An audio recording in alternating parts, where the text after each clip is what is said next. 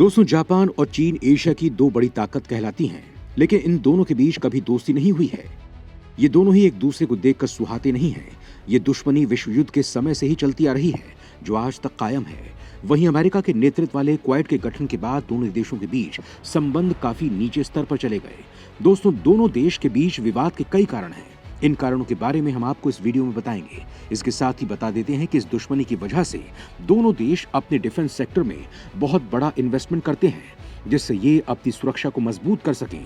चीन के बारे में वैसे तो पूरी दुनिया जानती है कि चीन पूरी दुनिया पर अपनी दादागिरी जमाने के लिए अपने डिफेंस पर बहुत ज्यादा पैसा खर्च करता है। इसके अलावा भारत से दुश्मनी को देखते हुए वो अपने बॉर्डर पर पानी की तरह पैसा बहाता है। परमाणु हथियारों को लेकर भी चीन अमेरिका को मात देता है। चीन की यही हरकतें अमेरिका के साथ पूरी दुनिया को टेंशन में डाल देती हैं। वहीं जापान की बात करें तो वो भी चीन की ताकत को देखते हुए अपने डिफेंस सेक्टर को ज्यादा से ज्यादा मजबूत करने में लगा हुआ है। अभी हाल ही में ये सामने आया है कि जापान ने चीन के साथ जंग के खतरे के बीच अपने रक्षा क्षेत्र के लिए महा बजट का ऐलान किया है। जापान मिसाइलों और फाइटर जेट के लिए अगले साल में 863 अरब डॉलर खर्च करेगा। चीन के साथ साथ जापान उत्तर कोरिया की तरफ से खतरा महसूस कर रहा है, इसीलिए उसने सेना के लिए अपना खजाना खोल दिया है। द्वितीय विश्व युद्ध के बाद यह पहला मौका है जब जापान अपने रक्षा बजट पर इतना ज्यादा खर्च कर रहा है, जिसमें कई खतरनाक हथियारों की खरीद करेंगे, जिसमें अमेरिका का टॉम हॉक मिसाइल भी शामिल है, जो इसकी सेना की ताकत को कई गुना बढ़ा देंगे। इस वीडियो में हम आपको बताएंगे कि जापान सरकार किन हथियारों पर अपना दांव लगाने जा रही है। इसके साथ ही जानेंगे कि अमेरिका की टॉम हॉक मिसाइल की ताकत क्या है, क्यों जापान की नजर इस पर है। लेकिन उससे पहले चीन और जापान के बीच दुश्मनी की उस वजह को जान लेते हैं जो आज तक कायम है। क्यों ये दोनों आज तक दोस्त नहीं बन पाए हैं। दोस्तों, जब भी जापान और चीन की दुश्मनी भरे रिश्ते और इतिहास की बात होती है तो 1937 में दिसंबर में चीनी शहर नानजिंग में शुरू हुए कत्लेआम को जरूर याद किया जाता है। तब जापानी सैनिकों ने नानजिंग शहर को अपने कब्जे में लेकर हत्या, रेप और लूट को अंजाम दिया था। ये कत्लेआम साल 1937 में दिसंबर महीने में शुरू हुआ था और 1938 में मार्च महीने तक चला था। नानजिंग में उस वक्त के इतिहासकारों और चैरिटी संगठनों के अनुमान के मुताबिक जापान के सैनिकों ने 2.5 से 3 लाख लोगों को मौत के घाट उतार दिया था। इनमें ज्यादातर महिलाएं और बच्चे थे। हालांकि जापान के ज्यादातर इतिहासकार इस पैमाने पर कत्लेआम होने से इनकार करते हैं, लेकिन साथ ही ये भी कहते हैं कि ये सारी चीजें युद्ध के दौरान हुई थी। इसके अलावा साल 1931 में भी जापान ने चीन की मंचूरिया में आक्रमण किया था। जापान ने आक्रमण एक विस्फोट के बाद किया था, जो अपने नियंत्रण वाले रेलवे लाइन के पास हुआ था। इस दौरान जापानी सैनिकों का मुकाबला चीनी सैनिक नहीं कर पाए और जापान ने कई चीनी इलाकों को अपने कब्जे में ले लिया। तब जापान चीन पर अपनी पकड़ मजबूत बनाता गया। वहीं दूसरी तरफ चीन कम्युनिस्टों और राष्ट्रवादियों के गृह युद्ध में फंसता गया। इतिहास के मुताबिक 1931 में जापान ने बड़ी आक्रामकता से चीन में मंचूरिया पर कब्जा किया था। बताया जाता है कि इस दौरान जापान ने अत्याचार की सारी हदें पार कर दी थी। उसने करीब 40,000 चीनी मजदूरों को जापानी खदानों और फैक्ट्रियों में काम करने पर मजबूर किया। इनमें से ज्यादातर कुपोषण और दुर्व्यवहार के कारण मर गए। कहा जाता है कि इस युद्ध के दौरान जापानी सैनिकों ने चीनी नागरिकों के मांस भी पकाकर खा गए थे। इसके परिणाम स्वरूप साल 1937 में एक व्यापक युद्ध की शुरुआत हुई थी और लाखों चीनियों की मौत के बाद साल 1945 में दूसरे विश्व युद्ध के अवसान के साथ इसका अंत हुआ। दोनों देशों के बीच विवाद का एक बड़ा कारण जापान के नियंत्रण वाले पूर्वी चीन सागर के बियाबान द्वीप हैं, जिन पर चीन अपना दावा करता है। जापान में इन्हें सेनकाकू और चीन में डियायू कहा जाता है। कभी इन द्वीपों पर जापानी सी फूड की फैक्ट्रियां थीं और जापान इन्हें ऐतिहासिक रूप से और अंतर्राष्ट्रीय कानूनों के मुताबिक अपना बताता है। वहीं दूसरी तरफ चीन का कहना है कि जापान के इन द्वीपों को 1895 में चीन से छीन लिया गया था और दूसरे विश्व युद्ध के खत्म होने के बाद इन्हें चीन को लौटाया नहीं। आपको बता दें कि इस विवादित द्वीप के आसपास सागर में मछलियों की घनी आबादी होने के साथ ही तेल के भंडार भी मौजूद हैं। जापान का आरोप है कि साल 1969 में संयुक्त राष्ट्र की रिपोर्ट में सागर के नीचे संसाधनों की खबर आने के बाद अचानक चीन ने इलाके पर अपना दावा ठोक दिया। वहीं साल 1972 में दोनों देशों के बीच जब रिश्तों को सामान्य बनाने की संधि हुई तो उसमें इस मुद्दे पर कोई समझौता नहीं हुआ।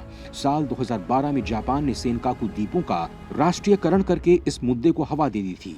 इसके बाद पूरे चीन में हिंसक प्रदर्शन हुए। चीन के तटरक्षक बल और मछली पकड़ने वाली नावों का इन इलाकों के चक्कर लगाने शुरू कर दिए और नियमित रूप से जापानी जल सीमा का उल्लंघन होने लगा। दूसरी तरफ उत्तर कोरिया जापान के लिए खतरा बना हुआ है। वहीं उत्तर कोरिया और चीन के बीच अच्छे संबंध किसी से छिपे नहीं हैं। दरअसल जापान समय समय पर परमाणु हथियारों के टेस्ट पर उत्तर कोरिया को चेतावनी देता रहता है। यहाँ तक कि जापान ने कुछ समय पहले बॉर्डर पर मिसाइल इंटरसेप्टर भी लगाए थे और प्रशांत महासागर में अपने युद्धपोत तक तैनात कर दिए थे। हालांकि इसके बावजूद उत्तर कोरिया ने जापान के ऊपर से मिसाइल टेस्ट की थी। इन सब के चलते दोनों के बीच तनाव बना रहता है और उसे फिलहाल चीन और उत्तर कोरिया के साथ जंग के आसार बनते नजर आ रहे हैं। इन सब स्थितियों को देखते हुए जापान सैन्य अड्डों, युद्धपोतों और अन्य जंगी जहाजों के लिए जमकर रक्षा खर्च करना शुरू कर चुका है। इसके लिए सरकार बॉन्ड भी जारी करने जा रही है, जो अपने आप में एक बहुत बड़ा कदम माना जा रहा है। इसके साथ ही जापान सरकार $2 बिलियन तो सिर्फ टॉम हॉक मिसाइलों को खरीदने के लिए ही खर्च करने की तैयारी कर रही है। आपको बता दें कि टॉम हॉक अमेरिकी शस्त्रागार में शामिल सबसे ताकतवर हथियारों में से एक है। पूरी दुनिया ने इस मिसाइल की मारक क्षमता को कई युद्धों में भी देखा है। अमेरिकी सेना ने अफगानिस्तान, इराक और सीरिया में टॉम हॉक मिसाइल के जरिए कई हमले किए हैं। टॉम हॉक का इस्तेमाल 2018 में अमेरिकी नौसेना सीरिया के खिलाफ मिसाइल हमलों में किया था। उस समय अमेरिकी युद्धपोतों ने सीरिया के एक कथित रासायनिक हथियार फैसिलिटी को निशाना बनाने के लिए एक साथ 66 टॉम हॉक मिसाइलों को लॉन्च किया। दोस्तों, टॉम हॉक एक लंबी दूरी की सभी मौसम में मार करने वाली सबसोनिक क्रूज मिसाइल है। ये मिसाइल दूर से किसी लक्ष्य पर हमला करने के लिए सबसे सटीक हथियार है। इस मिसाइल की रेंज 1250 किलोमीटर से 2500 किलोमीटर के बीच है। टॉम हॉक मिसाइल को पनडुब्बी या युद्धपोत से भी लॉन्च किया जा सकता है। क्रूज मिसाइल होने के कारण ये समुद्र की सतह से काफी नजदीक उड़ान भरती है। इस कारण दुश्मन के रडार टॉम हॉक मिसाइल को जल्द से डिटेक्ट नहीं कर पाते हैं। टॉम हॉक मिसाइल को एडवांस नेविगेशन सिस्टम के जरिए गाइड किया जाता है। इस मिसाइल की लंबाई 18 फीट 3 इंच है, वहीं बूस्टर के साथ लंबाई 5 फीट होती है। इन सारी खूबियों को देखते हुए जापान अमेरिका की टॉम हॉक मिसाइल को खरीदने की तैयारी कर रहा है, जो बहुत बड़ा फैसला माना जा रहा है। दोस्तों, यहाँ आपको बता दें कि जापान के रक्षा बजट में तब बढ़ोतरी हुई है जब किशिदा सरकार ने अपने रक्षा खर्च को साल 2027 तक दोगुना करके 2% तक पहुंचाने की विवादित योजना पेश की है। वो भी तब जब जापान की अर्थव्यवस्था भारी भरकम कर्ज से जूझ रही है। वहीं जापानी अर्थव्यवस्था के लिए अच्छी बात यह है कि उसे रिकॉर्ड टैक्स राजस्व प्राप्त होने जा रहा है। इससे पता चलता है कि जापानी कंपनियों का लाभ बढ़ा है। दोस्तों, जापान दूसरे विश्व युद्ध के समय से ही एक रक्षात्मक रवैया अपनाता रहा है, लेकिन अब चीन के खतरे को देखते हुए लगातार अपनी रक्षा तैयारी को वो मजबूत कर रहा है। जापान को डर है कि चीन ताइवान पर कब्जा करने के बाद उसे निशाना बना सकता है। यही वजह है कि जापान जवाबी हमला करने की ताकत हासिल करना चाहता है। पिछले दिनों उत्तर कोरिया ने जापान के पास मिसाइल दागकर अपने खतरनाक इरादे साफ कर दिए थे। इसके साथ ही जापान अमेरिका के साथ ऐसे तरीकों पर काम कर रहा है जिससे कि इलाके में चीन के आर्थिक असर को बढ़ने से रोका जा सके। चीन इलाके में दूसरे लोकतांत्रिक देशों के साथ आर्थिक सुरक्षा को भी मजबूत करना चाहता है, जिसमें भारत का नाम भी शामिल है। जापान के सहयोग से भारत चीन से लगी सीमा पर आधारभूत ढांचे का विकास कर रहा है।